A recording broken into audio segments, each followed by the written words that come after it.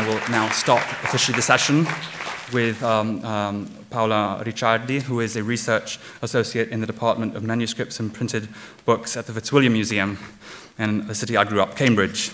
Her main research interest is the application of non-invasive analytical methods to the study of artist materials, with a focus on pigments and binders used in illuminated manuscripts. She earned a PhD in conservation science from the University of Florence in 2008, and her thesis work dealt with the application of Raman spectroscopy to the study of ancient pottery, porcelain, and glass. Before joining the Fitzwilliam Museum in October 2011, she spent 3 years here in Washington, D.C. at the National Gallery of Art as a Samuel Kress postdoctoral fellow in imaging science. Paola.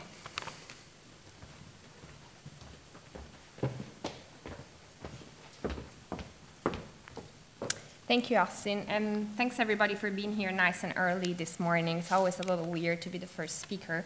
I hope you've had coffee. What I will present today is the result of a very, very close collaboration between myself, the keeper of manuscripts and printed books at the Fitzwilliam Museum, and the conservator of manuscripts and printed books at the Fitzwilliam Museum in Cambridge. So I'm in the same position as Laurie was yesterday. I'm hoping to make justice to everybody's expertise. I might not always know the right technical terms for all the things that conservators and curators do, but I'm going to try. And I should, before I begin, I should tell you that this presentation comes within the context of a very, very ambitious research project, MINIARE, which stands for Manuscript Illuminations, Non-Invasive Analysis, Research, and Expertise, which is headed by the Fitzwilliam Museum in collaboration with other departments at the University of Cambridge and some international partners. And the idea is really to put together as many brains as we can and as many types of expertise as we can so that we don't limit ourselves to the technical analysis. We try to really interpret its results in context. And Cambridge is a very, very good place to do this as far as manuscripts are concerned, because it holds the second largest collection of Western illuminated manuscripts in the world. After the Vatican Library, the second largest collection is in Cambridge. And when I arrived at the Fitzwilliam Museum just over 2 years ago, we had no analytical lab. So to be charged with running this project was a very big challenge. And we've been lucky enough during the past couple of years that we've been able to start assembling our own basic museum toolkit, which is much simpler than the one that David described yesterday. But literally, as I speak today, there's equipment coming into the museum in Cambridge. So hopefully, within the next couple of months, we'll have a fully operational lab. And again, the research I present today, I guess, is the beginning of what we hope is a lot more. And we're working towards a major exhibition, which will take place in 2016 in Cambridge to mark the bicentennial of the Fitzwilliam, which will focus on color, the art and science of illuminated manuscripts. So I hope to see many of you there at the exhibition. But enough chit-chat. The manuscript I will present today is called 36-1950. It's a Psalter. So the bulk of it is a collection of psalms, and then it has a calendar at the beginning, litany at the end, which are decorated. Both the calendar and the litany are decorated in the style you see here. But the decoration is very extensive. Basically, every single page on this whole book is illuminated.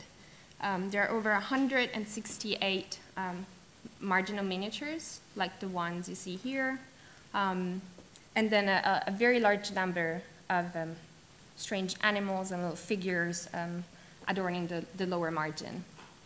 So there's a lot of technical work to be done, clearly. The finest of the illuminations is the Beatus initial for Psalm 1, which displays a full-page representation of the Trinity with the Virgin, St. John the Baptist, and 2 angels.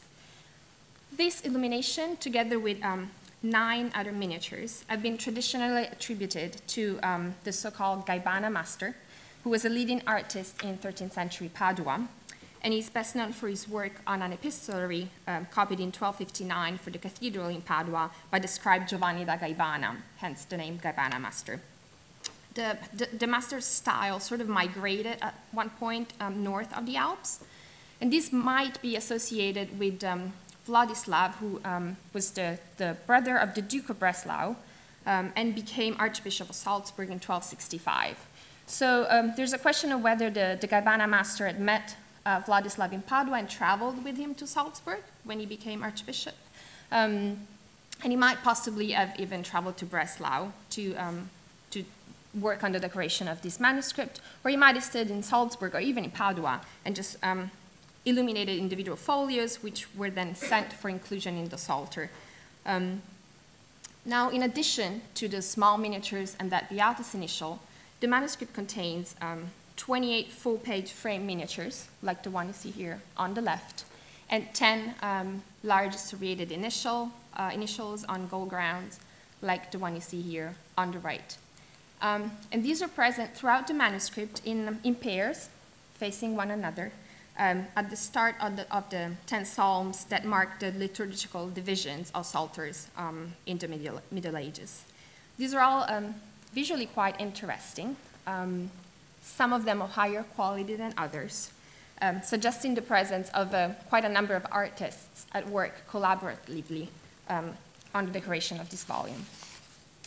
Now, such a complex and extensive decorative program poses a challenge in terms of determining the authorship of the illuminations, and this was this was the main research question that we set out to answer, together with trying to determine the extent to which the Gaibana master was involved with the decoration. So we started working in a number of different complementary ways, which included the analysis of the choir structure, how the individual bifolia were put together to form the manuscript, the decoration of halos, which seemed to change throughout the manuscript. We looked at the presence of round patterns and compasses holes, which don't always relate to the actual design and the decoration of the page, the presence of some directional burnishing of halos, the presence or absence of ruling on the blank pages behind the full-page miniatures. All the full-page miniatures are blank on the verso, but the ruling on the verses changed through the manuscript. And then there are quite a number of patches, parchment patches, which have been very nicely decorated to hide them. So really, we began by just looking at every single page in the manuscript, and this gave us a lot of information. But then we also carried out some more technical analysis, including infrared imaging, photomicroscopy, which focused on the build-up of flesh tones, and the way that draperies were also built up. We carried out force analysis, reflectance spectroscopy, by fiber optics, which I'm calling force. And we were also able to do combined XRF and XRD analysis on a selection of sites, thanks to researchers from the Laboratoire d'Archéologie Moléculaire Structurale in Paris, which came to us via the MOLAB program. So we're one of those that Bruno mentioned yesterday that really benefited from the MOLAB program.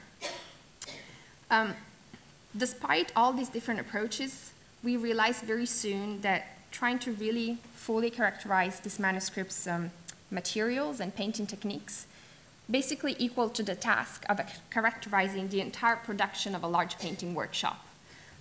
Within the few weeks that we had to spend with the manuscript, this wasn't quite possible. The more deeply we looked at the book and delved into the book, the more clearly we were faced with the need to prioritize. And I guess this is one of the biggest challenges when looking at a manuscript, because you don't have just one painting. You're looking at hundreds of paintings in a way. And so we decided to focus our investigation on just the 28 full-page miniatures, the 10 serrated initials, and 8 marginal miniatures, which are all present in one single choir, whose decoration has been attributed to the Gaibana master. So I will only today discuss really the analysis of these illuminations, and I will in some cases hint at how the results relate to the rest of the volume. but I won't be able to present you with a full picture about the volume itself. I will, from a technical point of view, I will mostly present spectroscopic data. Because FORS is such a quick technique, we were able to survey over 600 painted areas, which gave us a really good idea of the basic palette of the selected illuminations that we were looking at. The FORS analysis, we combined, in many cases, with the XRF result. And it was very useful because it helped us really start to divide the miniatures into groups based on the pigments and mixtures used mostly in the blue, green, yellow areas, as well as in the flesh tones and in the gray beards, which are really blue and white beards of the figures.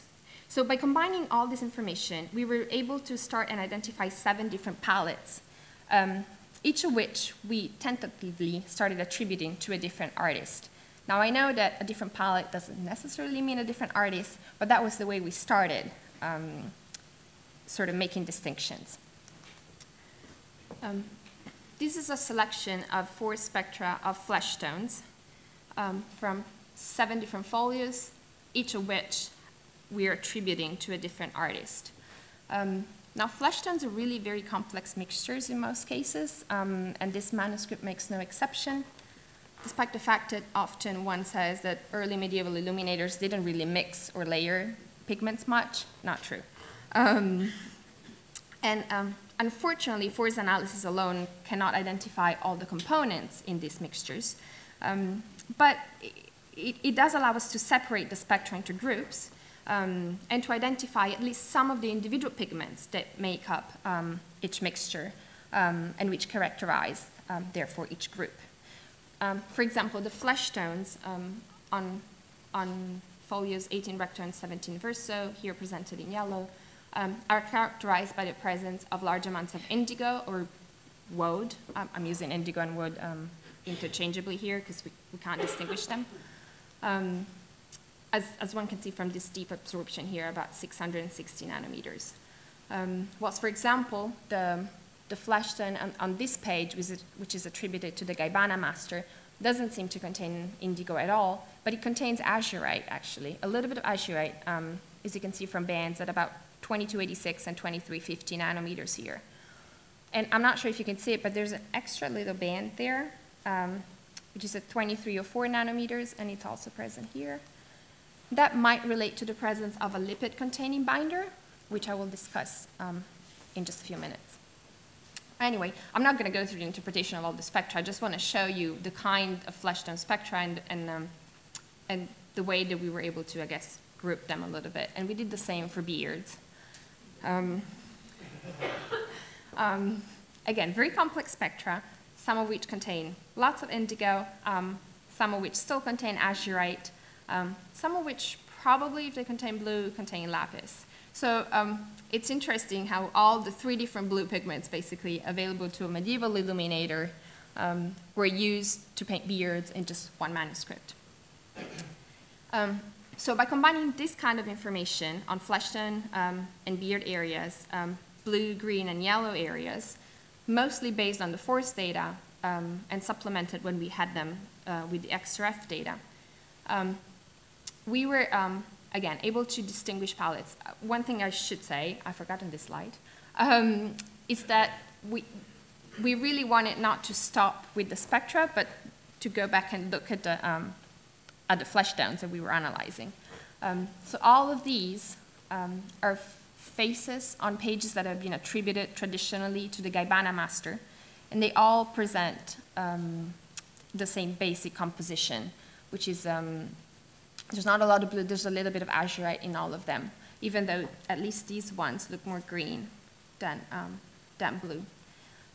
But I think you can see already that despite the fact that the basic composition of the paint might be similar, there are clearly stylistic differences. If one looks even closer, you can see, at least on this page, for example, the eyes were painted in a very different way. There's no black dot in the middle of the eye. So again, palette identification is a good first step, but then, of course, we have to put it together with what we see actually in the manuscript. These are other flesh tones, what I'm calling the blue flesh tones. These are the ones that are full of indigo. These three here relate to large miniatures, while these are in the calendar and litany.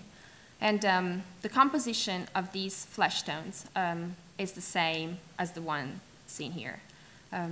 So this is the one case in which we went a little bit beyond our focused analysis of the main illuminations and looked at the calendar and litany and figured out that probably the same artist who painted these two folios also worked probably with assistants on the calendar and the litany. And finally, these are the last three kinds of flesh tones that we were analyzed. They do not contain indigo or azurite. They still look pretty blue, so probably contain lapis. Anyway, based on all this data, this is the summary table we came up with, and I don't expect you to read it or really look into it. It's just a way to show what we were trying to do. There are some comments that I guess one can make. The first of which is that the Gaibana master, who's supposed to be the lead artist, the great artist working on this commission, he's not the one using the best or the most expensive materials. He's actually the one using the most azurite for his blues and his greens even. While the others, at least in the blue areas, really only use lapis. And then indigo or lapis in flesh tones and beards. And again, when I say indigo here in flesh tone, it doesn't mean it's just indigo. It's just that's the pigment that characterizes the mixture. And in some cases, an artist, we differentiated for his use, for example, of orpiment or realgar in yellows. There's 4 folios on which there's an earth or ochre yellow. So based on this, again, we were able to identify these 7 artists, of which at least 5 are probably local German artists. And we, based on the similarity of materials, we started trying to build relationships between them. So the closer they look on this graph, the closer the palette is, basically. And this is, this is just an attempt, obviously, to try and find order in a book that doesn't seem to be very orderly, really. What we can say is that artist A is definitely the most accomplished of the local artists. And he paints really monumental figures, suggesting that he might have been a painter of panels, or possibly frescoes. And there are very strong relationships, actually, between the materials he used and the materials used by most of the other local artists, who also imitated most of the salient features of his style, except for the halos, because he's the only one that decorates halos with some gold tooling. Everybody else imitates the halos that the Gaibana master painted, which are red with little white dots. Now, the next step was to try and put together the manuscript's choir structure with the attribution of individual illuminations to each artist. And the attributions I'm listing here to artist A, B, or C are based only on the palette analysis, basically. And some trends started to become apparent. The first of which is that each bifolio was illuminated by an individual artist.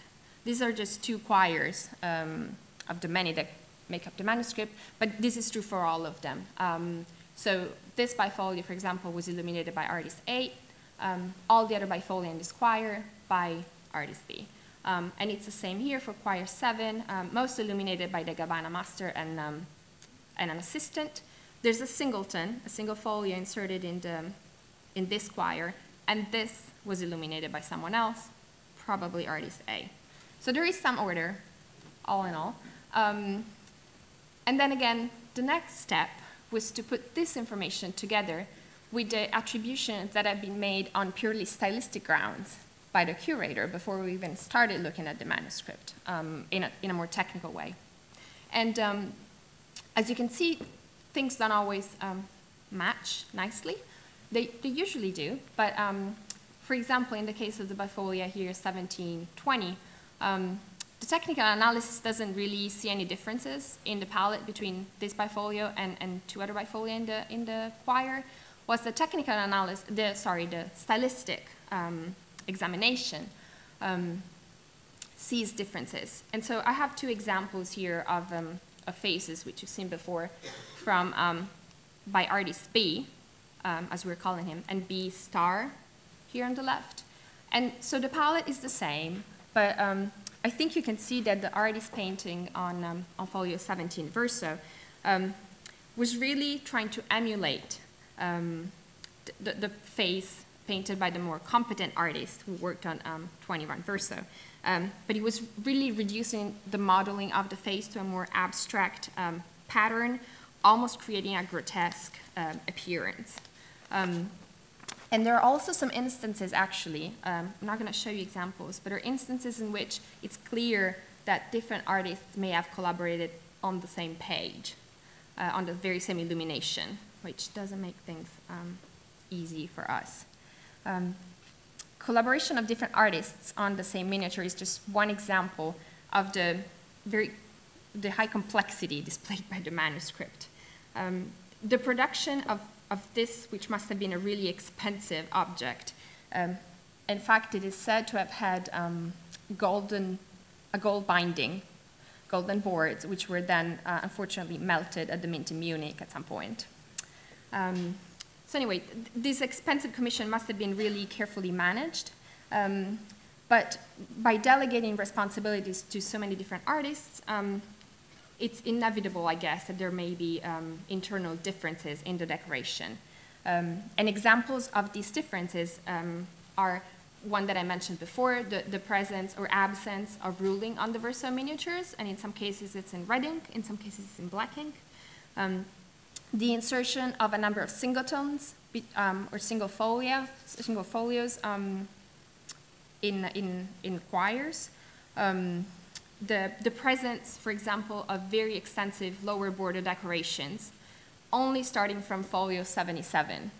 And this is unusual in more ways than one, the sense that usually more extensive decoration is found at the beginning of a manuscript, because one starts with a very ambitious program, and then money runs out, artists leave, patrons not interested anymore, and so the decoration sort of peters out. Well, it's the exact opposite on this manuscript. So can we say that they started working on the latter part of the manuscript first? We're not sure.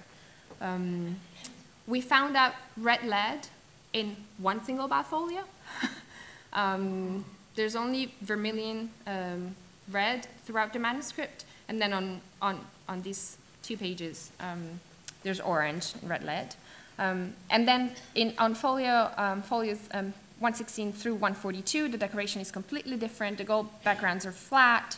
It's a completely different style, doesn't match with anything else.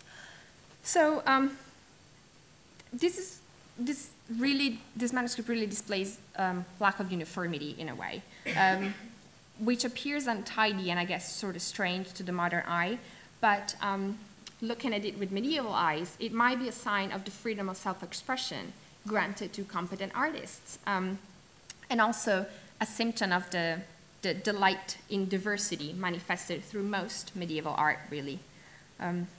Now, additional evidence for the distinction of hands within the manuscript will come from an analysis of the infrared images, which has just started.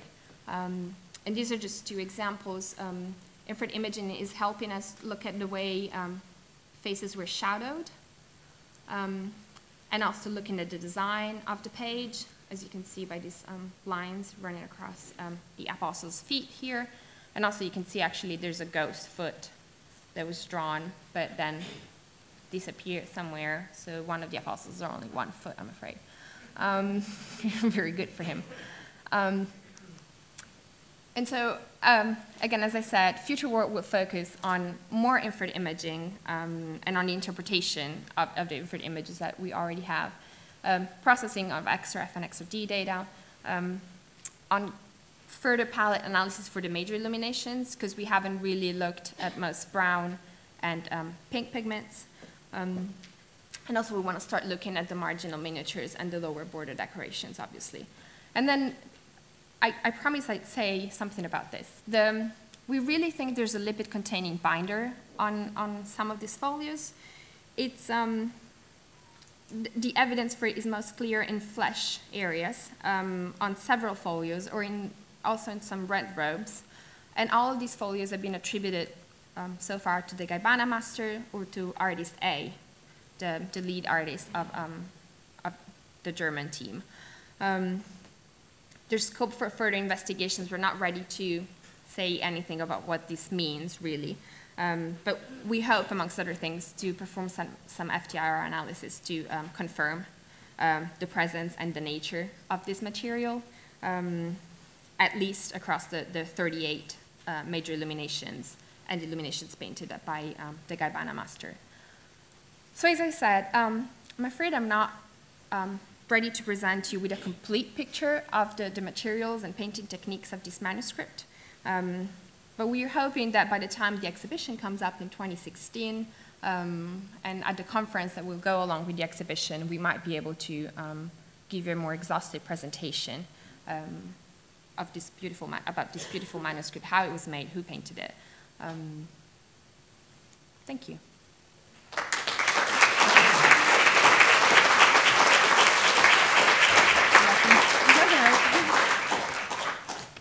Thank you very much, Paola. That's really fascinating to see that the way you can apply works, techniques that we develop to such small, intricate paintings. I'm wondering about the white pigments. Yeah, that's a good question.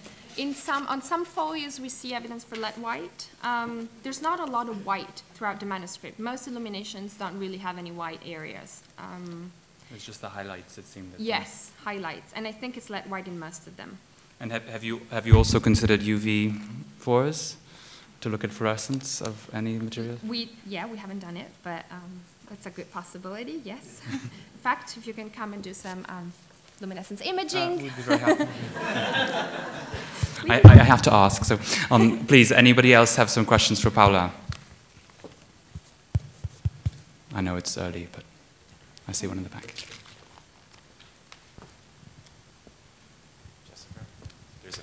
Switch on the bottom. Hi, Leisha Glinsman, National Gallery of Art. Very good presentation, Paola. Very interesting. I was wondering, did you do your XRD in situ? Yes. And what did you use? That was the MoLab team, the French team that came. They have a combined XRF XRD instrument. And our technician is really smart. He built a cradle, a custom-made book cradle, which helps us keep the book safely sitting. And then we have a sort of I don't have pictures, I'm afraid, because I couldn't show the XRF XRD instrument. I wasn't allowed to do that. But the cradle has sort of a plexiglass bridge, so we can keep one folio up, and so we don't get any information from the other folios on the back. It was a challenge, and we could only reach certain areas of the page. The ones closer to the border, we couldn't really get closer to the gutter because of the bulk of the instrument. But yeah, it was done in situ. Thanks.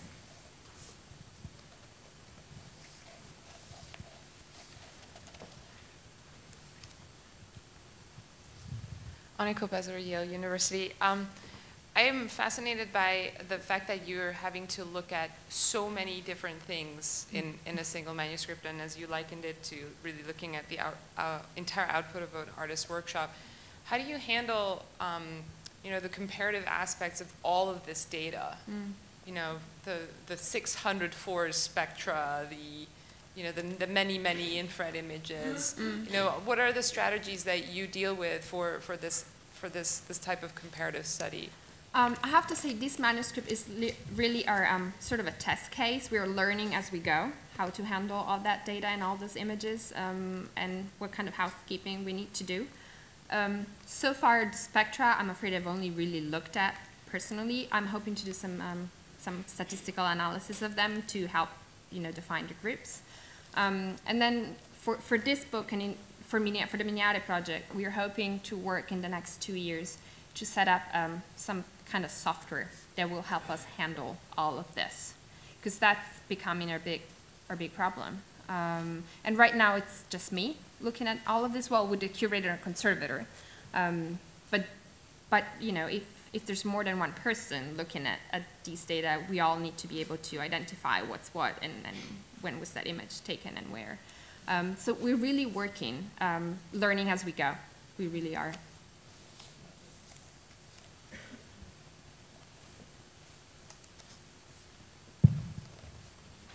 Hi, I'm Colette Lal, and I attended an XRF workshop at Westdean College last year and met a group of students that were doing research on the gold leaf in illuminated manuscripts. And I wonder if you did any compositional analysis on the gold leaf.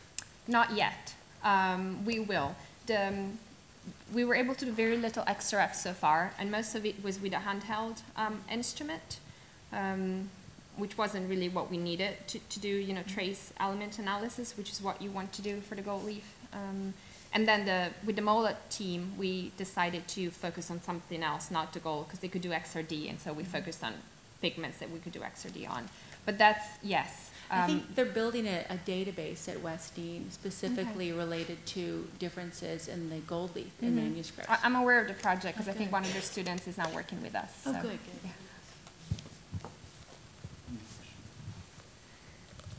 Francesca Casadio, the Art Institute of Chicago. On that topic, it's been proposed that grazing angle XRF could have, TXRF could have some potential for trace element, such a high sensitivity analysis. And I think that with the kind of studies that you're doing, where you're really trying to trace workshop and with these ancient materials, trying to be able to trace where some of the minerals are coming from could be an added element, more data, but I would wonder what your thoughts are about this. I think that there's potential for doing lots of things. I mean, tracing provenance, you mean, of the gold? No, not necessarily just the gold, but also some of these minerals in terms of, you know, helping with these groupings. It doesn't mean, absolutely. I mean, certainly in medieval times, the supply chain was more localized than, you know, 19th, 20th century materials. In Breslau, I'd expect that to be the case for most of the local materials. I think it's interesting. I'm wondering how much information we'd have to have of local material, you know, it's what you do with pottery analysis. If you can't analyze the local clays, I guess we could still distinguish, you know, group, but we wouldn't then be able to link that to local sources, which is still a good step. But yes, trace element analysis is definitely good. And I'm hoping also maybe by some more statistical analysis of some of the force spectra even, that might help us with some of the pigments to group them better. It might be the same pigment, but does it have different origins? Does that answer your question? Okay. I have one. Say you have such a collection that I know. one has to start somewhere. Yeah, I have one last question about the fours as well. Did you see a great difference in the intensity of the four spectra depending on scattering properties of different pigments? I mean, did you? I showed you. You saw that you presented them scaled. Scaled, yeah. Well, the first thing I should say is that because of I guess because of the way we work and because it's a book, the geometry of the setup is not always exactly the same, obviously. So that already, you know, puts a limit to what you can do in terms of comparing. I haven't seen anything unusual, but definitely, I mean, you could see if there's, in some cases, pigments were mixed with a lot of black, you know, the intensity would go down. I'm just wondering if the particle size, perhaps, of the pigments could also give you information about the possibly, especially for the blues, for example. For the blues, exactly. Yes, yeah. It's not something we've looked at in detail yet, but it's, yeah. More work to do.